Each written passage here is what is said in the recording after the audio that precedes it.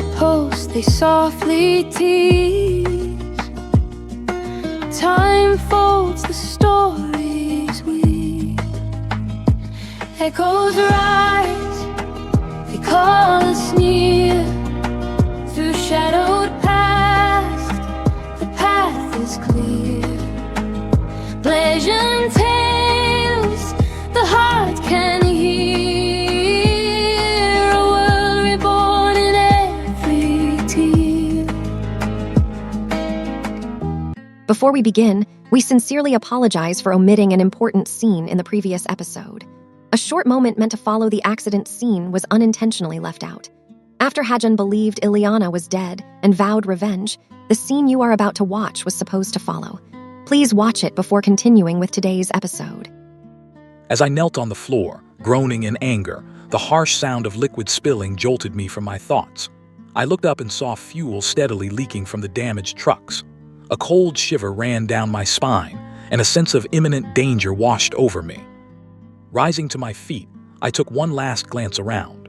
I knew it was only a matter of time before the ambulances, fire trucks, and police would arrive, their sirens blaring through the stillness of the night. The last thing I wanted was to get caught in that mess. I needed to vanish before they flooded the scene with flashing lights and endless questions. Perhaps because it was on the outskirts, no crowds gathered to gawk at the accident. The isolation was unnerving, amplifying the eerie silence. Just as I began to walk away, a realization hit me like a punch to the gut. There was no blood. My steps faltered. My breath caught in my throat. My eyes widened in shock as I turned back to take a closer look at Ileana's car, scrutinizing every inch of the wreckage. If she had been crushed, her blood would be splattered everywhere, staining the pavement in a macabre display. But there was nothing. My heart raced, pounding in my chest as a surge of hope ignited within me. Maybe, just maybe, she made it out alive, somehow. Hajun, get out of there. A familiar voice pierced through my swirling thoughts, the urgency in the tone snapping me back to the present.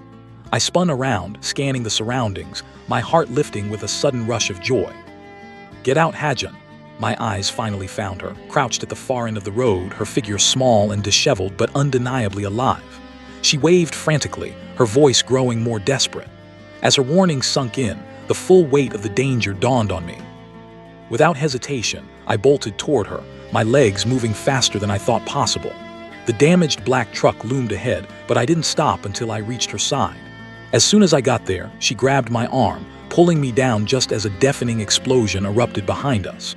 The trucks burst into flames, the fiery blaze lighting up the night sky. Lying atop her, I shielded her from the chaos, my heart hammering in my chest as my eyes scanned her face. Her hair was wild, her expression one of sheer exhaustion, but she was alive, and that was all that mattered. There was so much I wanted to ask her, so much I needed to know, but now wasn't the time. We have to leave, I whispered urgently as the distant wail of sirens grew louder, closing in on us. I pulled her to her feet, then swiftly lifted her into my arms, cradling her in a protective embrace.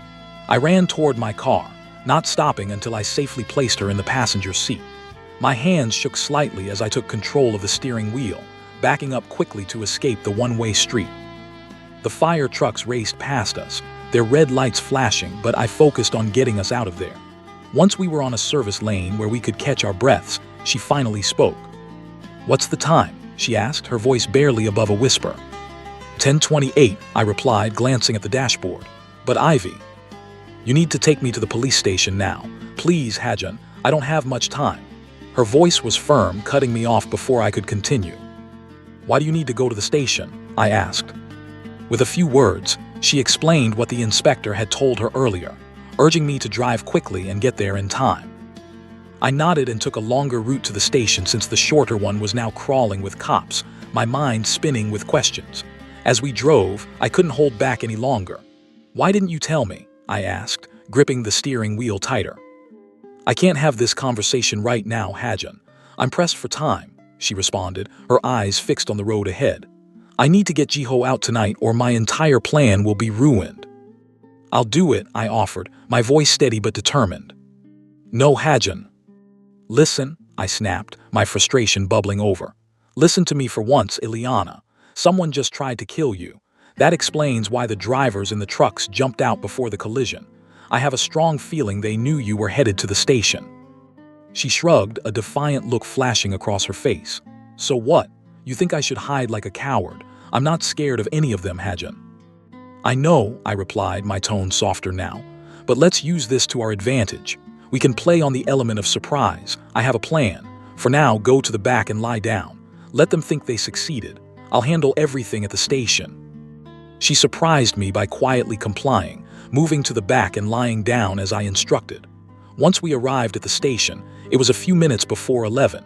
I hurried inside, leaving her hidden in the car, my heart pounding as I entered the building. Inspector June was there, his brows furrowed in confusion. "Where's Mrs. Ivy?" "I've lost contact with her," I lied smoothly, knowing full well that prying ears were listening to our conversation. June's frown deepened and I quickly explained. "She called me earlier, told me everything, and we agreed to meet here at the station. I've been waiting outside, but there's been no sign of her. I've tried calling, but her phone is unreachable." I kept my composure, but from the corner of my eye, I saw the 3 officers Ileana had told me about. Their expressions were too smug, too satisfied for my liking. And Jiho, he looked far too relaxed for someone on the hook for 3 billion won. It didn't take a genius to figure out that they had something to do with the accident. But I kept my cool, pretending to be none the wiser.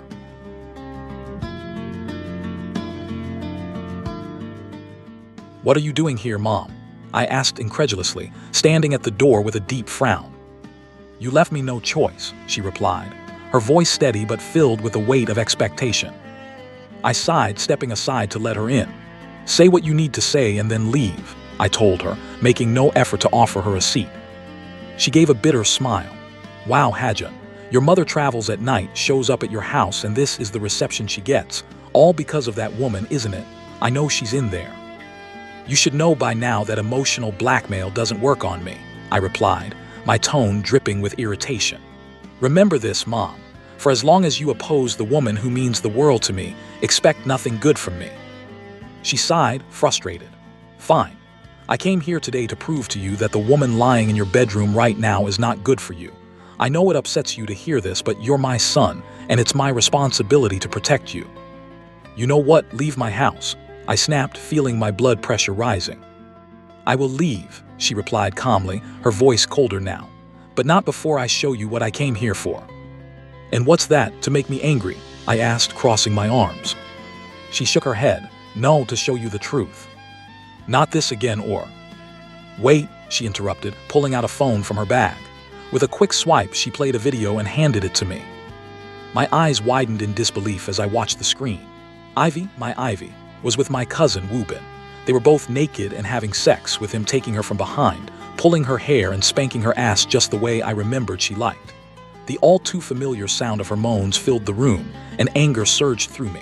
I tried to smash the phone in my hand, but my mom grabbed it before I could. "There's no use destroying it," she said coolly. "There are 3 other videos like this one, and they're all saved on this phone." "How could you?" I hissed, my voice low and dangerous. My anger was palpable. "Isn't it enough that you guys killed her? Now you create this fake video to deceive me. Get out now before I lose it, Mom." "No, I'm not leaving, Hajan," she said, standing her ground. "I dare you to check the authenticity of that video. Surely, with your resources, you can confirm it wasn't doctored. And while we're at it, why accuse us of Ivy's death when she's alive and living with you? Did you never wonder why I hated her so much? Do you think Rael and I would hate a girl you love for no reason?" I scoffed, the idea almost absurd to me. "So, what? You want me to believe that you hate her because she cheated on me with Woobin? Wasn't it part of your twisted plan for him to force himself on her because she'd lost her memory?" "Hold on," she pointed her finger at me with authority, her voice rising. "I'll speak from the beginning and then I'll leave. But first, let me say this, I'm deeply sorry. Everything I did was out of love. I only wanted to protect my son." I folded my arms, skepticism all over my face. "You have less than 5 minutes to say whatever trash you want." She nodded, taking a deep breath before launching into her story. "It started more than 2 years ago. Rael and I had gone shopping, but I forgot my phone at home. We drove back and Rael waited in the car while I ran inside to grab it. When I couldn't find it in my room, I went to Woobin's room to ask if he'd seen it. That's when I saw them, Ivy and Woobin, having sex." Her face twisted with remembered anger. I was furious. They both fell to their knees, begging for forgiveness. Woo-bin claimed that Ivy seduced him, and Ivy said she was lonely, that you were always traveling for business, leaving her behind in our family home. I kept it quiet for your sake, even though it enraged me. Woo-bin promised it would never happen again. I hated her from that moment on, but I didn't want to hurt you. She paused, her eyes hard as stone. Then, days later, Woo-bin came to me again. He said Ivy was still throwing herself at him. I couldn't let her stay in your life. I asked him to start gathering evidence for me, to record her in the act. That video you saw, it's one of many. I clenched my fists but said nothing, letting her continue. I planned to show you the evidence when you returned, but then you proposed to her immediately you came back and she moved into your house. I couldn't bring myself to tell you, not when I saw how madly in love you were with her. But I knew she didn't love you, Hajun. She was in it for the money. I tested her. I offered her 10 million won to leave you, or I'd show you the videos. Rail recorded our entire conversation. She stepped closer, looking into my eyes, her voice low and serious. She accepted the money, Hajun, and it was her idea to fake her death. She said that would be the only way you'd ever let go of her. So we all went along with it. We set up that beach party, knowing you couldn't come because of your big deal that day. She made sure you wouldn't be there. My heart pounded in my chest, each word adding another layer of complexity. My mom continued. She staged her death and disappeared. But then she went against our agreement and came back to you, claiming she lost her memory. That's why we hate her even more, Hajun. She's a liar and a manipulator. She's only after your money, and now that she's married to you, I fear she'll harm you to get it all. I could feel my pulse quicken as her words sank in. Everything I believed, everything I felt, was crumbling before me. Could Ivy have truly deceived me like this? The details fit too perfectly, but it was too much to accept all at once. Here, she offered me the phone again. All the videos are on here. You can confirm for yourself that they're real. I stared at her, words stuck in my throat. My mind raced, torn between love and suspicion. She gently placed the phone in my hand, her face softening with concern. Say something, Hajun, she urged, her voice trembling. Hajun, you're scaring me. Speak to me, damn it. I swallowed hard, struggling to process everything. You should leave, Mom, I finally muttered. I don't want my wife to see you when she wakes up. It'll only upset her. Her face fell in disappointment. Hajun, she exclaimed, desperation in her voice. You need to listen to me. I have listened, I snapped, my anger flaring again. I've heard everything you had to say. Now leave. With a heavy sigh, she turned and stormed out of the house. I stood there, a knot forming in my chest as two words echoed in my head, repeating like a haunting melody. Ivy's alive. Subin's POV. I stood outside the door of Jiho's house, waiting for him. Ivy had assured me he would arrive with his vegetable of a wife, but at this point that seemed unlikely. I had been standing there for almost 2 hours without any sign of him, and it was getting pretty late. Getting into the estate had already been hard enough. The idea of going through that stress again was unappealing.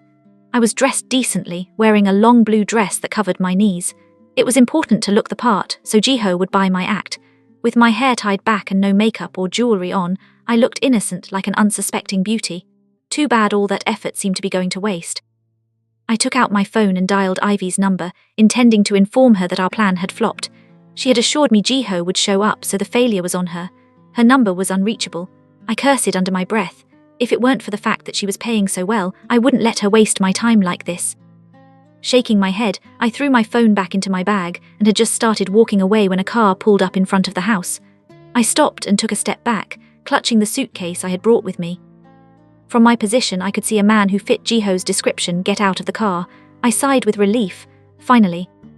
He took out a wheelchair from the car and walked to the passenger side. I immediately knew the woman with him had to be his wife, Yerin, when I saw him gently lift her out and place her in the chair. She looked completely helpless, just as Ivy had described. I recalled the agreement I'd signed with Ivy. I couldn't reveal any part of her plan to Jiho or anyone else, no matter what. Ivy had told me that Jiho and Yerin were her late sister's husband and best friend. Together, they'd betrayed her, pushed her to her death, married each other, and taken over her house. Just looking at them now, they seemed capable of such things. I sighed, reminding myself that I wasn't allowed to call him Jiho. As far as the story went, Jiho was dead. Jiho rolled Yerin toward the door and froze when he saw me standing there, surprise flashing across his face. "Hello, Mr. Park Minjun," I greeted him with a polite smile, letting go of my suitcase as I hurried toward them. Who the hell are you and what are you doing here? He asked sharply, his eyes narrowing with suspicion.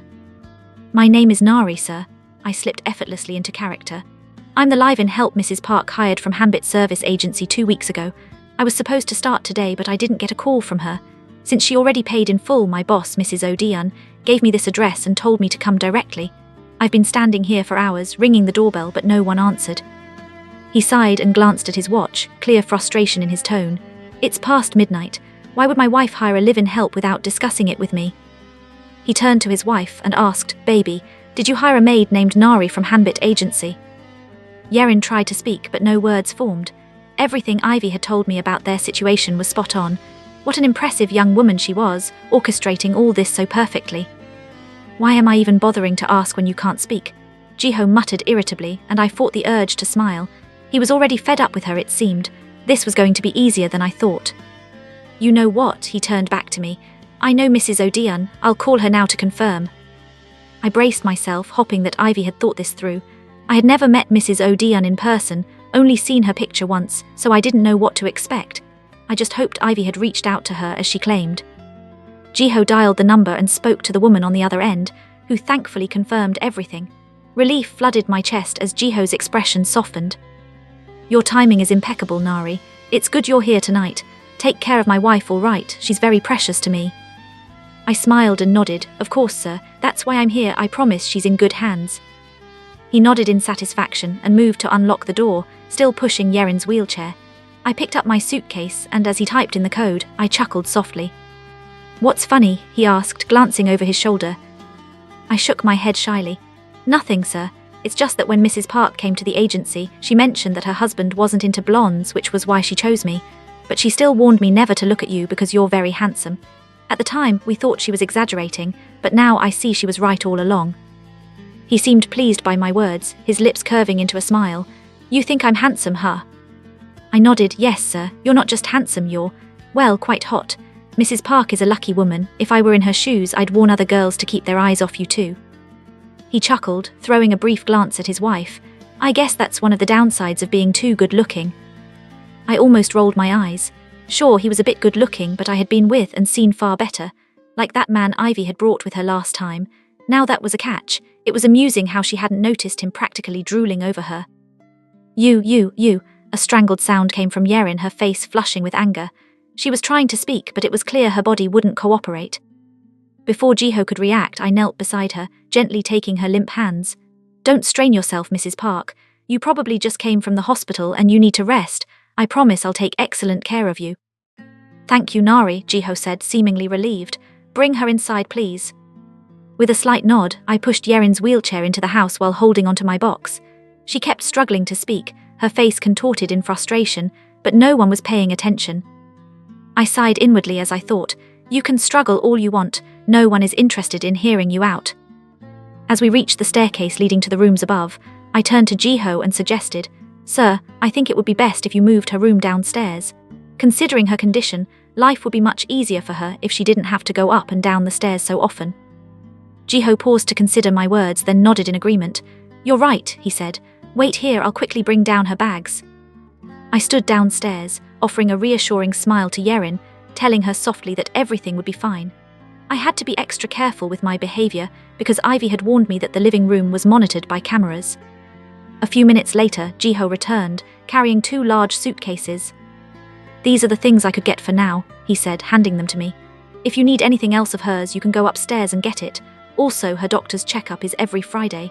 Remind me in case I get too busy and forget. I'm counting on you to look after her, okay? I nodded obediently. Understood, sir. I'll stay in the same room with her to make sure she receives all the attention and care she needs. Jiho smiled briefly before walking over to Yerin, who blinked rapidly, trying to communicate something. Baby, what's wrong? He asked, a slight weariness in his voice. I don't think she likes the idea of staying in the guest room, I chimed in, stepping closer to them. She's probably trying to tell you that she doesn't want to be separated from you. Jiho sighed, rubbing his temples. Come on, Yerin, I'm exhausted already. Please don't make things harder for me. Just be cooperative so you can get better. But what exactly happened to her? I asked, feigning concern. He shook his head, his frustration evident. I have no idea. The doctors are still trying to figure it out. Let's hope the specialists can help her. Take her to her room, I'll be upstairs." Without another word, he turned and headed upstairs, leaving me to wheel Yerin into the guest room he had pointed out. Once there, I brought in my own suitcase and closed the door behind us. Ivy had informed me that there were no cameras in the bedrooms, but I needed to be certain. I pulled a small device from my suitcase and carefully scanned the room for any hidden surveillance. Just as she'd said, I found nothing. With a sigh of relief, I went back to retrieve Yerin's suitcases. After unpacking her belongings, I noticed the angry look on her face and yanked her hair sharply, whispering coldly, "When you look at me, do it with respect. I can make your life hell if I want to." The shock in her eyes was satisfying. Leaning even closer, I hissed into her ear, "I could kill you and no one would do a thing, not even your precious husband." She started to whimper, and I gave the wheelchair a shove, sending her tumbling face first onto the bed. Her limp body slid off and hit the floor with a thud. I rolled my eyes, muttering, "Pathetic." Changing her into her pajamas was a real chore, but I managed. After that, I placed her back in the wheelchair and smiled, feigning kindness. "You must be hungry. I'll get you something to eat." In the kitchen, I prepared a bowl of hot soup and returned to the room. With a mischievous grin, I pulled out a small bottle of powder Ivy had given me and dumped half of it into the soup. "Do you know what this is?" I asked as I blew on the steaming soup to cool it down. Yerin glared at me defiantly, ignoring my earlier warning. I chuckled. "All right, let's see if you're still so brave after I burn your tongue and throat with this hot soup." Her expression immediately shifted to one of fear. I leaned in and whispered, "This soup will keep you awake, but that's not its real purpose. Its true aim is to destroy your uterus. Once you drink it, you'll never be able to have children. Ever. Sound familiar?" Her eyes widened in horror, exactly the reaction Ivy had instructed me to provoke. Yerin tried to keep her mouth closed as I approached, but I forced it open and poured the soup down her throat. Her face flushed, and tears began to flow uncontrollably as I watched with cold satisfaction. After ensuring she swallowed the last drop, I returned the bowl to the kitchen, quickly washing it out. Then, I took a quick shower and slipped into a red, comfortable night dress, which highlighted my cleavage. It exposed a little part of my thighs and long legs as well. I had so many selling points: my face, my smile, my big breasts, and my long legs. One of these would surely work in my favor tonight. I sprayed a seductive perfume and let my straight hair fall loosely around my shoulders. Tears streamed down Yerin's face, and as she watched me, I smirked. "Even you agree that I look irresistible, right? This is only expected, considering the fact that I'm about to go have sex with your husband." Her eyes became filled with more tears, and she blinked rapidly, clearly distressed. I rolled my eyes again. "Stop crying, you know it won't change a thing, and don't worry, I'll make sure your husband is sterile first. That way I won't have to deal with the burden of carrying his child."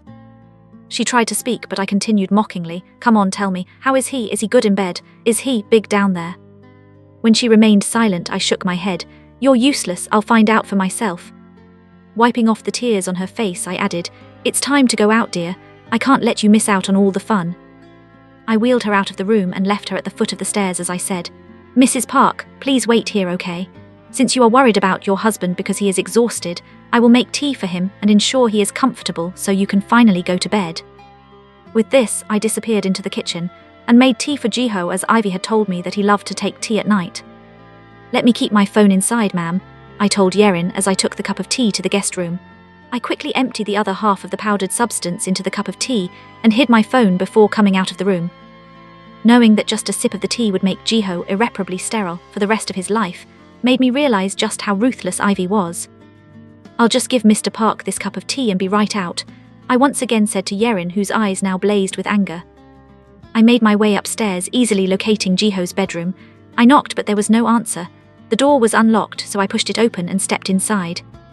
Just then, Jiho emerged from the bathroom, water dripping from his hair and body, a towel wrapped around his waist. The moment he saw me, he stopped in his tracks and exclaimed, "Nari." "Is there a problem, Nari?" Jiho asked, his voice edged with curiosity. I sighed softly, feeling the tension in the air. "I'm sorry to bother you, Mr. Park. Your wife seemed agitated, and after struggling to communicate with her, I figured it was because she was worried about you. She seemed relieved when I offered to serve you tea, and that's why I made a cup and brought it to you. I'm worried she might not get any sleep otherwise." He sighed heavily, rubbing his temples. "I don't know why she worries so much, it's always something." I stretched out my hand, offering the cup with a smile that I hoped seemed genuine. As he reached out to take it from me, I noticed his gaze lingering. His eyes swept down, lingering on my bosom before slowly traveling down my legs. It wasn't subtle, and I bit the inside of my cheek, keeping the smile in place. He took the cup from me, his voice almost a whisper as he said, "Thanks." I stood there, silently observing as he moved to his desk, the cup still in hand. He sat down with a groan, rotating his neck to the right and then to the left, as if trying to ease some unseen tension. His movements were slow, deliberate. "Are you okay, sir?" I asked softly, my tone filled with concern. He turned to stare at me, eyebrows raised. "Why do you ask?" "You seem to be in pain," I replied, keeping my voice gentle but assertive. He nodded slightly. "Yeah, my neck and shoulders are stiff. Too much time in one position, I guess." I nodded in understanding. "Oh, perhaps that's why your wife is so worried. She must have noticed it too. You know, sir, I've done all sorts of jobs just to survive. I've got younger ones to care for, so every penny counts." His brows furrowed in confusion at the sudden shift, and I quickly added with a smile, "What I mean is, I used to work as a masseuse. My clients were always left satisfied." His gaze shifted again, that same lingering look trailing down my figure, and I gave him my killer smile, the one I knew worked every time. It was my favorite tool, and I wielded it expertly. "If you'd like, Mr. Park, I could massage your neck and shoulders. It could help relieve some of that pain," I offered, my tone sweet but professional. "For a small fee, of course." His face brightened with a mischievous grin. He quickly downed the rest of the tea, setting the cup aside. "You seem to like money a lot," he noted with amusement. I lowered my gaze demurely, my voice soft. "I have no choice, Mr. Park. As I mentioned, I have a lot of responsibilities on my shoulders." He nodded in understanding, then stretched out on the bed, face down. "All right, let's see if you're as good as you say. Come on, get to work." I took quick, deliberate steps toward the bed, kneeling on the mattress beside him. I began to press into his neck and shoulders with my fingers, applying the right amount of pressure. His body seemed to relax almost immediately. "Would you like me to use some essential oils?" I asked, pausing. "I could quickly fetch some." No, he panted softly. "That feels so nice, it's so, wow." I bit my lip in triumph, knowing I had him exactly where I wanted him. His breathing grew deeper, heavier as I continued, the tension melting away under my touch. Leaning closer, I whispered softly in his ear, "Please let me know when you're satisfied, sir." With a groan, he turned onto his back, and I immediately stepped back, standing up quickly, feigning innocence. "What happened, sir? Are you satisfied?" His smile was slow, suggestive. "Sit down, Nari." I swallowed hard and cautiously sat at the edge of the bed, feeling the tension shift in the room. "It's okay, I don't bite," he said, stepping closer. His hands reached out, cupping my bosom. "I love these, Nari," he murmured, pulling down the top of my dress, freeing my upper body as his thumbs brushed over my sensitive tips. I stiffened, my face paling as I quickly got up, covered myself and demanded, "What do you think you're doing, sir?" I hurried over to the table, picking up the empty cup, and began to walk out of the room. "Don't you need the extra money anymore?" he asked, his words stopping me in my tracks just as I reached the door. I turned, deliberately taking a deep breath, my heart pounding for him to see. "You're very beautiful and hardworking, Nari," he continued, "and it just so happens I like hardworking girls." "What are you saying, sir?" I asked, my voice seeming uneasy. "Your wife is downstairs and—" "Forget about that vegetable," he snapped, his voice loud enough for Yerin to hear through the slightly open door. "Right now it's just you and me, Nari. I'll pay you 100,000 won." My eyes widened in fake surprise, and I acted as though I was moved by the offer as the cup slipped from my hand. I slowly pretended to count the money on my fingers and said, "I've never made that kind of money in my life, not even from my agency." He stepped off the bed, letting the towel around his waist fall to the floor, revealing that his moderately sized length had become erect. "What do you say, Nari?" he asked. He grinned, pleased with himself as he added, "If you become my plaything, I'll become your bank. How about that?" I stepped closer until we were just inches apart. "Actually, I've always loved banks, and you're so hot, so it's a win-win." He reached out again, pulling down the neckline of my nightdress and exposing my upper body, his hands fondling them once more. I bit my lip, closing my eyes as he lowered his head, letting his tongue trail along my tips. "Take it off," he ordered. "My dress?" I asked, already knowing the answer, and he nodded eagerly. I slipped off the straps, letting the dress fall to the ground, as I stood before him in my birthday suit. He slid his hand between my thighs, rubbing there as he asked, "You've been naked all this time?" "I was just about to go to bed," I panted, pretending to be breathless. "I can't sleep with anything underneath." "Women like you are perfect," he whispered, before claiming my lips, kissing me passionately, and only pulling away when we were both out of breath. "Get on your knees," he commanded, and I obeyed, knowing what was coming next. I opened my mouth, my eyes looking up at him as he shoved into my mouth. His fingers tangled in my hair, his voice filling the room as he pushed in, over and over, only letting go when I'd tasted his fluid. I got to my feet once he pulled out and pushed him onto the bed. He fell back, his laughter filling the room as I got on his body, my soles planted on the mattress. He gasped when I took him in and exclaimed, "You are a pure delight, Nari." I smiled down at him. "For 100,001, I'll be anything you want, sir." "I'm impressed," he replied breathlessly as I began to ride. "I'll make it 200,000 if you call me Daddy." I chuckled softly. "You're so generous, Daddy." His hands gripped the sheets tightly, his cries growing louder as I went. As release neared, he went deeper and moved in sync. My hands gripped his neck, my deliberate cries mingling with his, loud enough for Yerin to hear as we both reached the edge together.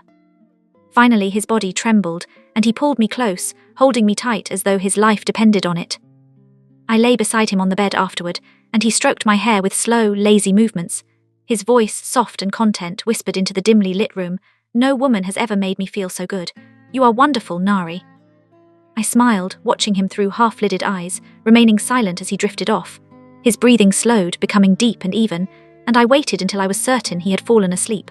Only then did I roll my eyes and carefully move his heavy arm away from my body.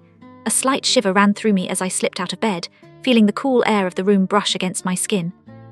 I entered his bathroom, luxuriating in the warmth of the shower. The water cascaded down, washing away the last remnants of his touch. I took my time, relishing the feeling of being alone again. When I finally stepped out, I reached for one of his plush new towels and dried myself off, my mind already moving to the next part of the plan. My hair, damp and sticking to my shoulders, was quickly tied up into a neat bun. Slipping back into my nightdress, I cast a quick glance around the room. The soft hum of his breathing was the only sound, and I moved silently. I picked up the empty cup from where it had fallen earlier and quietly slipped out of the room, closing the door gently behind me. It was past 2 a.m. when I descended the stairs, the house eerily silent in the late hours. The dim light from a single lamp cast long shadows along the walls, but my focus was on Yerin. She was still exactly where I had left her, seated motionless, her eyes swollen and bloodshot from crying for a while. Her body was rigid, her face streaked with dried tears. The wetness on her thighs from her tears made it clear just how long she had been sitting there, breaking apart. Despite my usual ability to feel empathy, I felt nothing for her. Not a single twinge of pity stirred within me, especially knowing the truth of her betrayal. She had stolen her best friend's husband, after all, and killed her. What right did she have to act pitifully? I approached her slowly, masking my true emotions behind a concerned expression. "Oh my God, you're crying. I'm so sorry, Mrs. Park," I said, my voice soft and dripping with feigned concern. "Have you been waiting long?" Her eyes met mine, filled with fury and pain. They glared at me, but I pressed on. "I went to give your husband the tea, but he was in the bathroom. I sat on his bed waiting for him, and I must have dozed off. I had no idea how tired I was. He came out, threw himself on the bed, and slept off without even noticing me. I only just woke up and realized my mistake. Please don't be upset, okay?" I knelt beside her, gently wiping away a fresh tear from her cheek with the hem of my nightdress. I saw how her gaze flickered to my chest. Her eyes lingered on the neckline of my nightdress, where the fabric had slipped just enough to reveal my full breasts. Leaning closer, my voice barely above a whisper, I said into her ear, "Yes, your husband enjoyed sucking and fondling them. It seems I'm about to become the next Mrs. Park Minjun, or should I say Mrs. Jiho." When I stood up, I was greeted by the expression of utter shock on her face. I smiled, knowing the blow had landed exactly as I intended. I went into the kitchen and quickly washed the cup to get rid of any evidence. Afterward, I went back to Yerin. Placing my hands on the handles of her wheelchair, I began to push her toward the guest room, my voice light and patronizing. "Let's get you to bed, ma'am." Ileana's POV. I opened my eyes slowly, blinking against the soft morning light streaming through the curtains. Stretching my arm across the bed, I winced as a dull ache reminded me of how sore my body was despite the analgesic pills I had taken last night. Every muscle seemed to protest as I moved, tempting me to stay in bed just a little longer. But I knew that wasn't a good idea. There was too much to do. I reluctantly reached for my phone and noticed a message from Subin. Reading about how much progress she had made immediately brought a smile to my face. According to our agreement, she had sent me a video of her force-feeding Yerin with the substance I had given her, and a picture of her, lying naked in Jiho's bed, the very same bed I had once shared with him. A dark satisfaction swelled inside me. I sighed, feeling so much better due to Subin's competency. Everything was falling into place. I freshened up quickly, set up my things, and got dressed, ready for the day ahead. On my way out of my room, my thoughts wandered back to my conversation with Hajin last night. I bit my lip, a twinge of regret surfacing. For a moment, I had let myself become too vulnerable. I admitted to him that I was falling for him. I should not have said that, not after everything. I hoped things wouldn't become awkward between us. At the very least, Hajan had apologized and promised not to flirt with me again. I could handle a few more days of living in his house until it was time to return to my own, where I could make the rules. When I got to the living room, Hajan was nowhere to be seen, but I could hear faint sounds from the kitchen. I headed there, following the delicious scent of something cooking. "Good morning, Hajan," I said cheerfully as I stepped into the kitchen. He turned to face me, flashing a warm smile. "Good morning, Ivy. A few minutes longer and I would have been in your bedroom with a doctor." I chuckled softly. "Yeah, I slept longer than I planned, making breakfast." He nodded, his attention shifting back to the vegetables he was chopping. "Yeah, I'm just getting started." "Why don't we just order something?" I suggested, raising an eyebrow. "I mean, your house is in the heart of town. Food would arrive in a jiffy. Why go through the trouble of cooking?" Hajan gave a small smile but didn't look up from his task. "I guess you haven't noticed that I prefer home-cooked meals. The few times I eat out are usually because I have no choice. But when I can, I like to cook for myself. I've always been this way." "Wow, aren't you just the perfect man?" I thought to myself. I briefly imagined him cooking for Ivy while she was alive, but the thought unsettled me, so I quickly brushed it aside. Hajan fell silent after that, focusing entirely on the food. His usual light-hearted demeanor seemed absent, and it was becoming increasingly clear that something was wrong. He wasn't his usual happy, full-of-life self. It had to be because of what I said last night. I had thought he wouldn't be upset, but it seemed I had misjudged. He was doing his best to hide his feelings, but I could tell he was hurt. I sighed softly and left the kitchen, heading to the dining room to wait. My stomach growled in protest. When he eventually brought the food, we ate in silence. The unspoken tension hung thick in the air between us. Once we finished, I stopped him from picking up the plates, offering to do it myself. Unlike before, he didn't insist on helping. His silence was unsettling. As I washed the dishes, an uneasy feeling began to creep in. Did I make a mistake by saying what I did last night? After finishing up in the kitchen, I found Hajan in the living room, scrolling through his phone. I hesitated for a moment before saying, "I'll be going somewhere in an hour. It's important that I show up there." He nodded absent-mindedly. "Okay, do you need me to come with you?" I gave him a small smile. "Did you forget? You promised to come with me today. You said you didn't want me to go alone." He looked up, suddenly alert. "Right, I remember now. There's a call I need to make first." He dialed a number and spoke into the phone. "Am I speaking to Bora from Liana Industries?" "Yes, this is her," came Bora's sharp voice from the other end. "Who's asking?" "I'm attorney Kim, Miss Ivy's lawyer. I was with her yesterday when she assumed the position of chairman," Hajan explained calmly. "How can I help you?" Her tone was cold, almost rude. Hajan smiled as he continued. "This is to inform you that the new chairman will not be able to come to the company today. Perhaps not for the next few days either. You should cancel all her meetings and manage things until she returns." "Of course, with all pleasure," Bora replied, her voice carrying a hint of excitement. She probably thought I was dead after last night's incident. I scoffed at her audacity. "What a brat," I muttered under my breath. Hajan nodded in agreement. "You couldn't be more right. I'll get ready now. By the way, where are we going?" "The magistrate court," I replied.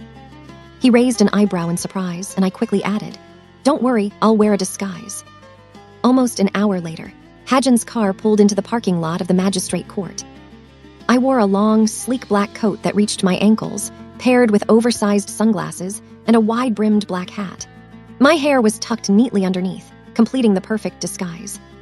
As we entered the courtroom, the proceedings for Soha's case were just beginning. I had pulled some strings to ensure her trial was fast-tracked.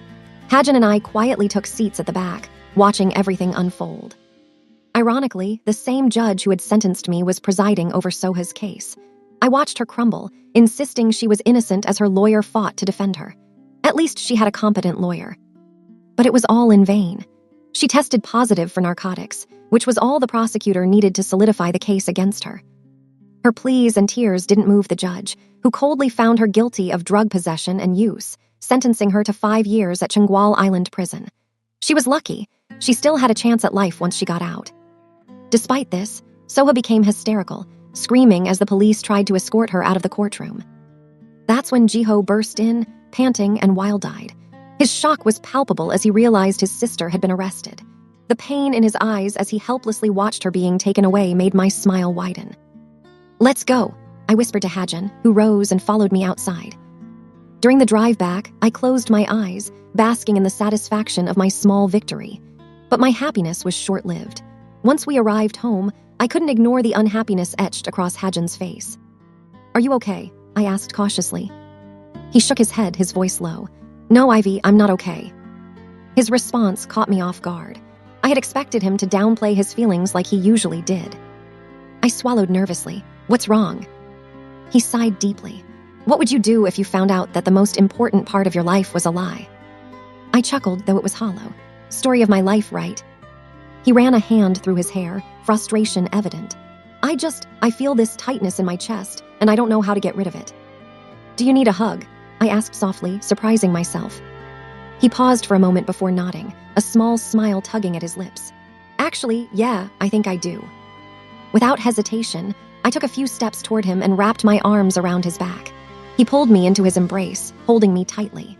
The warmth of his body against mine made me feel safe, but as the closeness grew, I realized we were too close for comfort. I stepped back quickly, breaking the embrace, but our eyes locked. His gaze was intense, filled with emotions I couldn't quite decipher. Still, I couldn't look away. He took a step closer, his face inching toward mine. It felt like the most natural thing in the world when I closed my eyes and kissed him. Thanks for watching. Please subscribe to the channel, like, share and comment below.